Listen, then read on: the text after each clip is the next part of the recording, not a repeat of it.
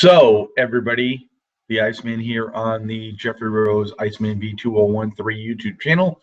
It's sort of funny because I've been trying to do hangouts on the Iceman's Return YouTube channel, and for some reason, nothing seems to work out. It just doesn't go through the process like it should, and unfortunately, I'm stuck doing everything on this channel. And, for me, that's okay. I mean, I really don't mind. But today I want to talk a little bit about TNA because I have been very absent from talking about TNA really because to be quite honest with you, I have sort of like had so many other things to do and whatnot. And a lot of people have said to me, have you watched the recent shows? And to be quite honest with you, I have watched some. I did not watch last night's show. I will watch it later on today or early tomorrow. And so I don't really know what happened, but I want to say this for what TNA has had in the recent past as far as their airings go. And I've always said this, I don't read spoilers, that it's been a pretty darn good show considering what they have for a roster. I think they utilize the people that they have very, very well. And if you want to, everybody compares them to the WWE, and there's really no comparison there. I mean, maybe years ago you could compare them, but at this point in time, there's not a real comparison there. But I will say this, though. TNA does make things interesting. It's not predictable all the time. And to watch something like TNA is sort of like a breath of fresh air because we don't really see the same things that really happen week after week after week, or two or three times, or three or four times a week. As we all know, within the WWE, I'm not ditzing the WWE. It is what it is. Wrestling era is what it is, and it's nothing personal against any promotion. The bottom line is wrestling has really come down to a point where I never ever thought it would be. I mean, after watching it for so many years as I have, I've really seen this to be a really, to me, an all-time low. I'm very surprised. But, then again, you know, it's the evolution of wrestling, just like, times have changed, technology has changed, everything has changed, in life. So, but I have watched TNA from the very, very start, and I will watch TNA till the very, very end. Now, we've all heard news and rumors, and I've reported these news and rumors. And when I report, I mean, I really don't know what's going to be true or what's not going to be true. I'm just reporting what I read. And, if it does happen, it happens. If it doesn't, that's even better for me because I got some. I'm going to be watching some episodes of Impact Wrestling this weekend from January and February of 2008. I watched an episode with my nephew Matt when I was out in Portland this past week, and there was some really good stuff going on there. Shark Boy imitated Stone Cold Steve Austin like you wouldn't believe. And yeah, it's an imitation. I know people are going to go against that and whatnot, but regardless of it all, it was still really, really super fun to watch. And I'm not going to take anything away from that. It was just like so much fun to watch, and that's the bottom line. And I'm not saying that's the bottom line because Stone Cold said so. But I'm just saying it for the simple fact is I watched the show and I thought it was pretty cool. So, there's been a lot of years of TNA that have been very, very good. It's unfortunate they didn't get the exposure that they probably deserve. And, when you're a new company, no cable company wants to take a chance on you. So, it takes a lot of time. Um, Obviously, we all saw those weekly $10 or $9.99 so-call it pay-per-view events, if you want to call it that. And then we also saw when TNA was on FoxSports.net, which I have a lot of episodes of that I'm still watching as well from the earlier days, which were very, very fun to watch also as well.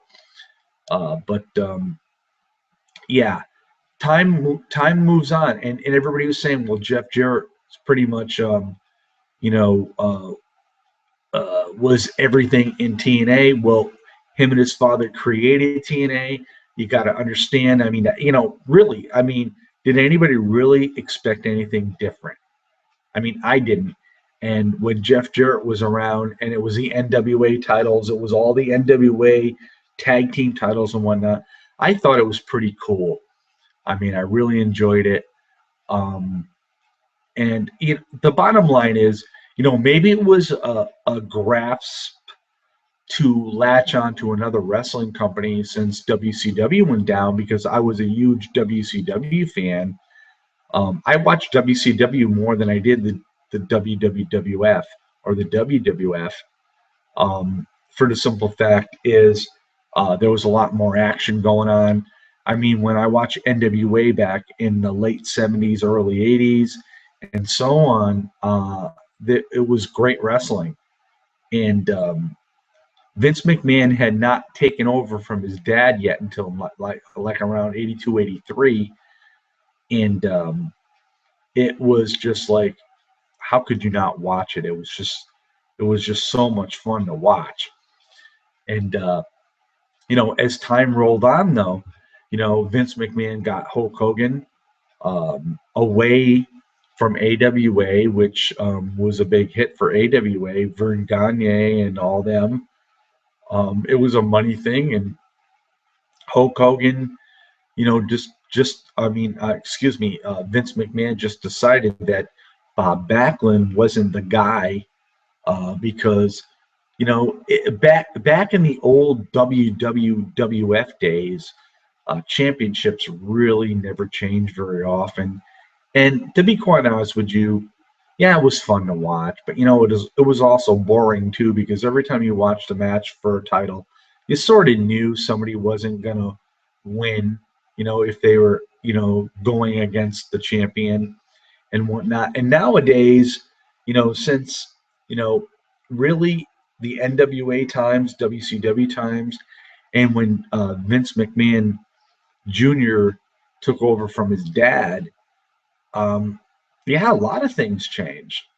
And yeah, of course, Hulk Hogan and Vince made WrestleMania, and they started a new era in the world of professional wrestling, which really escalated the WWF back in those days. And so, you know, you for younger fans that don't know, really respect the older wrestling promotions like the AWA, like the NWA, like WCCW, even WWF, because this is where it all came about. And there was wrestling earlier than those times, but none of us really remember all that. I mean, I certainly don't. I'm not a caveman, so. Um, but I remember the days in the old WWF. I went to the Hartford Civic Center. I saw Tony Garea and Tito Santana. They were tag team champions going up against Mr. Fuji and Mr. Saito. Bob Backlund was the WWF champion, Went against Don Morocco. I saw a lot of great matches there. I saw a lot of botches too because I was sitting in the front row, and that was a, I'll be honest with you, I was like such a diehard wrestling fan, and when I saw this botch between Backlund and Morocco, uh, it opened my eyes because I was really really young, and I really believed in the product. But Don Morocco hit Bob Backlund, and the funny part about it was his fist never hit Backlund's face or chin or nothing. Backlund went wiring back against the ropes, and I'm sitting there in the front row, and I go, "Holy cow!" I go, I didn't understand it really. To be honest with you, I was a little naive, but when I saw it there, and after I saw that, I'm going, okay. And a lot of other people are talking about how wrestling is really fixed and scripted and stuff. Back then, you didn't really hear a lot about that. You did know it was sort of fixed, but when you're a new fan, you didn't really understand it.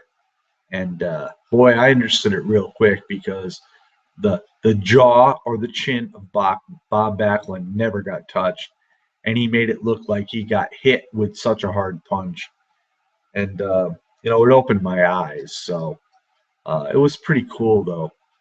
But yeah. So anyway, enough talking about the old time wrestling. TNA,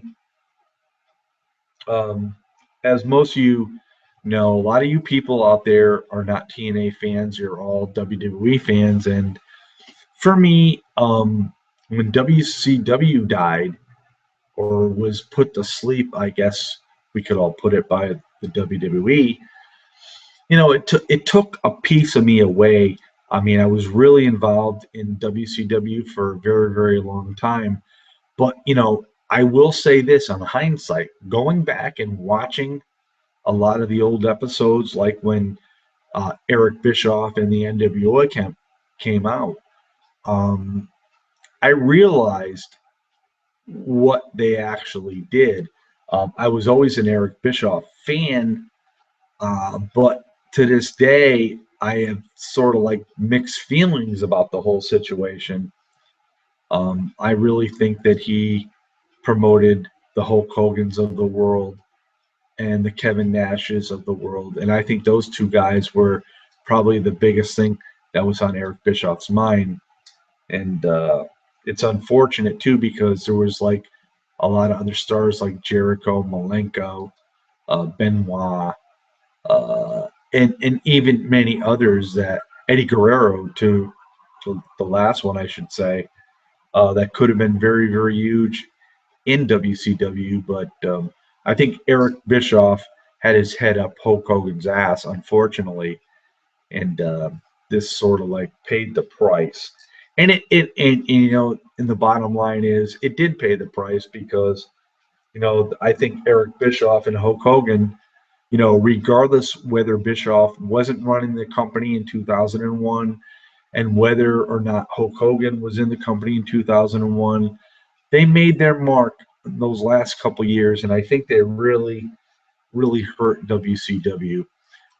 And there's a lot of politics involved as well as Ted Turner and Time Warner and all that stuff involved. But anyway, so this is why I latched on to TNA, and it was a new, refreshing company. And right from the very, very start, I mean, you saw some guys. I mean, now obviously we all know who they are, but guys like Petey Williams and Shane Douglas and oh God, Lance Hoyt. I mean, I could, the list goes on. It's sort of funny because when you want to name them off the top of your head, you can't. But Chris Sabin, Alex Shelley, I think were totally awesome when they merged together and became the Motor City Machine Guns. I thought that was great. Bobby Roode and James Storm with Beer Money Incorporated. But I think James Storm's best effort was really with the Wildcat Chris Harris with America's Most Wanted. I thought that was a great time back in TNA wrestling. And it's sort of funny too because, as I watch a lot of this stuff over and over and over, I sort of wonder to myself, where did a lot of these guys disappear to? I mean, I think part of the issue was that TNA started bringing in guys from the WWE that were disgruntled or they left. I mean, we saw Christian come in. I mean, Christian had a great run in TNA, and I really don't understand why he left. I mean, TNA handed him the world. They really did. And when he went back to WWE, yeah, okay, he got the world title. But something, what really did he do with it? He really didn't do much with it. And I think if Christian stayed with TNA, I think he, maybe things would be a little different today. I don't know. Probably not. But I mean, his storyline with Tom Coe and AJ Styles and Kurt Angle was to me, was totally phenomenal. I think it was around the 2008 era. I mean, it was sort of fun when I don't know if you guys remember when AJ, was infatuated with Kurt Angle's wife at the time, Karen Angle. I mean, this storyline was so cool. Yeah, and everybody, a lot of people would say, well, TNA was more about the wrestling than entertainment. TNA was just about the entertainment just as much as WWE was. And but it was fun to watch. It was totally fun to watch. And I could go back to this day and I will tell you right now, if TNA would, if they had the talent and they started doing this kind of stuff all over again, I think it would make their brand a little better. Unfortunately, I don't understand the details with them in Spike TV, but it happened. It's going to happen. And then with Destination America, I said, okay, well, I know this cable channel wasn't the best to go out there and have a show on. But these guys, I mean, it was 2 weeks into March, and they were already talking about wanting to cancel TNA, and they were having a very large viewership for this particular channel, which didn't really make any sense in my eyes. But, again, it is what it is. So anyway, as far as TNA goes, I don't know where their direction's going to be. It's a little bit interesting to me. Dixie has not really signed any huge people. We all know that Kurt Angle's leaving. There is rumors that Jeff Hardy's going as well. And if this happens, then what they need to do is to go out there and grab some independent people that are well known. And the bottom line is they need to get their financial issues straight. I think this is their biggest issue. As we all know, we saw what happened in 2014. And I've talked about this time and time again about AJ, Daniels, Kazarian, Sabin, Samoa Joe eventually leaving, but he did not. Samoa Joe is a class act in my eyes because he never mentioned really too much about the financial situation in TNA. And to me, I think that's classy for a guy that came from Ring of Honor, from the independent circuit, went into TNA, and had a very, very good run for approximately about 9-10 years, almost 10 years. And, and for him not to, ditch them, I think is very classy. Sting left, and he didn't ditch them either, which was very classy. And that really, in all honesty, Sting shouldn't have, for the simple fact that, TNA handed him the world as well. Kurt Angle, another guy that got pretty much everything that he could have ever expected out of TNA. I still am a big fan of Kurt Angle back in the early days of the WWF. I liked him when he had his hair on his head, and I liked him when he was talking about his gold medals. I liked him with his storylines with Stephanie, Edge, and Christian, even The Undertaker, Stone Cold. How can you not like somebody in that time period? I mean, it's pretty obvious, to be honest with you. But it was really fun time to watch with Kurt Angle back then.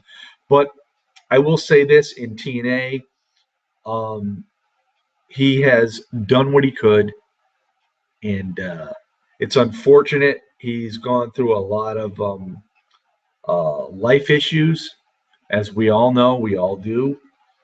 And now he's got the issue with his brother, which what occurred recently, and I'm not going to even really get involved in that. But it's got to be a tough time. But I think Dixie Carter, if she really wants to keep TNA going, what she needs to do, because she's lost pretty much all her huge stars, what she really needs to do is be able to have a little bit of control over the spending and sign people from the independent circuit, and not for these 3 month periods, or not for these um, uh, pay per appearances.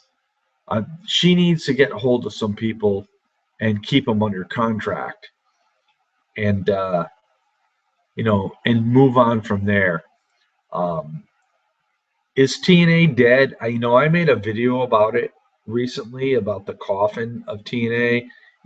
Pretty much, but I did that because that's how I felt at that time. But I'm still, I got this little glimmer of hope, and I always will have a glimmer of hope until the day that TNA is no longer, a viable company, or is no longer even, you know, it's it if it's put in the history books, it's in the past. I'll always pretty much be out there, and I'll always support them. I love professional wrestling, and that's how I am. And yeah, I'm a WWE fan now, because I've been more of a WWE fan since WCW went down. But and there was a lot of other promotions way back when, like ECW, AWA, WCCW, uh, the WWF, and whatnot. And then everything changed, and now we got some newer promotions out there, and I'm very pleased about Lucha coming back for a second season. I like Tommy Dreamer's House of Hardcore. I do watch Ring of Honor when I can, and of course TNA is my second that I watch, and well, WWE is my first at this point, but it's like teetering with TNA in the fact that WWE could be so much better with the talent that they got, but they just do not choose to use them. I like Seth Rollins as a WWE champion, but I just think his gimmick as a champion is old, it's used, it's worn out. I would rather see Seth as a face. I do see Seth Rollins in the future as the next guy that takes over the spot of John Cena. I know everybody else is a real big hater on John Cena. I like the man for what he does outside the ring more than what he does inside the ring, and that's why I am a big fan of John Cena. Um, you can't say that too much about anybody else. So, with all that being said, I've said my piece. I appreciate everybody that has been watching, um, and we just go from there. So we'll talk to you all next time, and I'm sure I'll be around. Maybe there'll be another hangout tonight. See y'all later.